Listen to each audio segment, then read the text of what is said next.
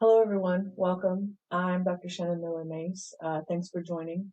I'd like to talk to you today about the Design Center's humanistic online model for engagement in course design. And in particular, I'd like to talk about creating a sense of belongingness, trying to prioritize equity, inclusion, and accessibility. So in particular, in my classes, one of the things that I like to focus on is trying to be inclusive, which, by definition is supposed to sort of include everyone and be very broad in scope. So what I want to show you is a typical week in one of my freshman classes.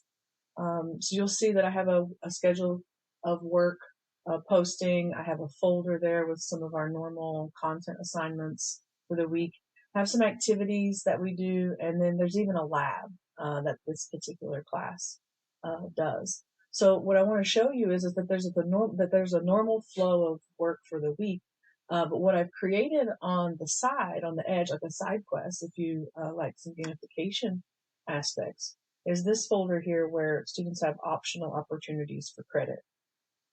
So there are a couple different things in here I'd like to talk about in the flow of trying to create a sense of belongingness here. One of the things that this folder does is it allows students alternate ways to interact in the course. Some students gravitate towards the homework quiz. Some students gravitate towards the discussion boards.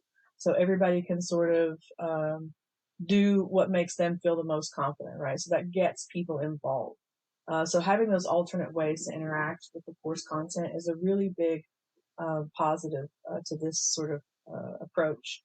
One of the things I'll say about each of these individuals is that they all have different aspects to them. Notice that there's a variety of options here. It's not 5 discussion boards, right? There is one discussion board. Generally, I'll have a discussion board each week, and it's usually a topic that maybe relates to the review of the previous week or some kind of think back for a moment. How are things going from what you did last week? And I think that sort of, if you're using discussion boards and things within Blackboard, then you're actually meeting the accessibility requirements. So using Ultra and using the Ally feature, these are things that are going to help you make sure that your accessibility requirements are being met, and you won't have to worry about that too much. So discussion boards. The second piece here in the optional assignments folder is a notes submission. And I'd like to pair this with the homework quiz. These two sort of go together as sort of content. This is a mathematics class. So a lot of math content is going into these notes. There's not a lot of structure for this right now, very free form. But this is also very inclusive, right? There's not a lot of structure to this. And that means that everyone can do it, right? So it's very non-threatening.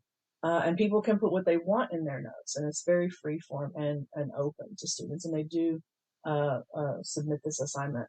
The homework quiz doesn't have as many takers. Not a lot of people are super gung-ho about taking quizzes each week, but the folks that do really find a lot of benefit from testing themselves, a quick check, right, on their understanding, and then they use that to inform their studies.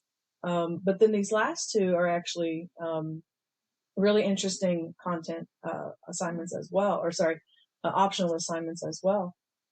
This first one, this time log, I actually have another video if you want to check that out. It was on last month's recordings about learner engagement, trying to keep students involved in their classes and keep them working each week. So check that video out on the time log.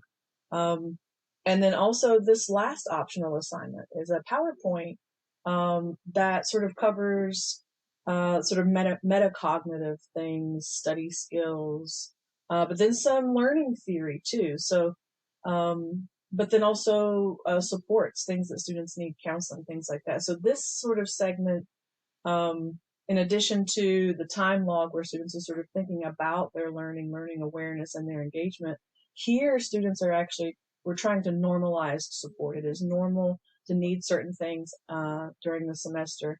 And there's a registration, a succeeding PowerPoint, right? There's all different sorts of, this one's a time management. Let me click here and see. I think this one's a time management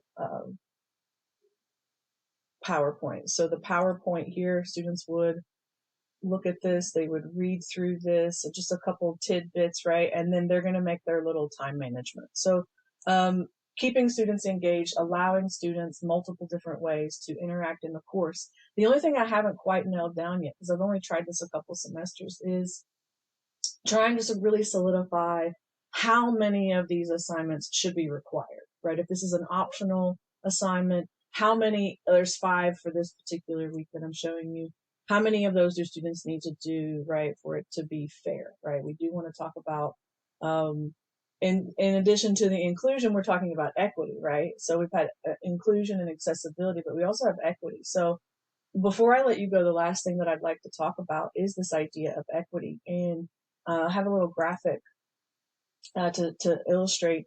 Normally, we're talking about inequality, right? And we're trying to find ways to deal with this unequal access to opportunities. So one way that we do that is we talk about equality.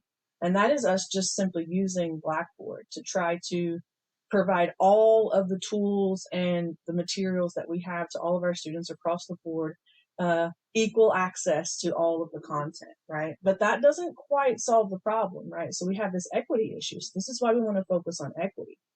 In this sort of optional assignments folder that I'm giving you, I'm trying to promote the idea that there are tools and supports in there that can identify gaps and needs that students have and sort of address those inequalities that just giving everybody all the same assignments didn't address.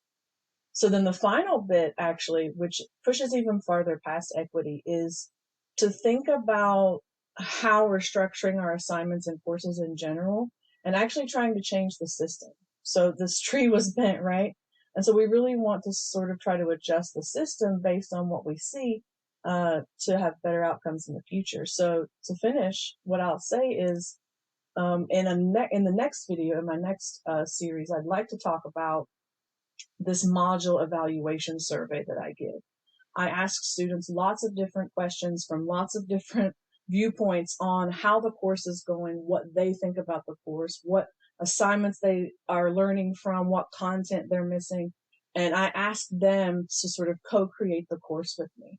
So this is one way that you can actually exceed the standard of prioritizing equity, inclusion, and accessibility, creating this sense of belongingness, is to actually try to get your students to create the course with you along the way and have them create this sense of responsibility. So the next video, I'll talk in depth about this because it'll be talking about the next content standard as well, thinking about reflecting on your course and your learning as well. So thanks for watching, and I hope that I gave you some ideas. If you're interested in any of these assignments or modules, please feel free to reach out to the Design Center, and I hope you have a great day.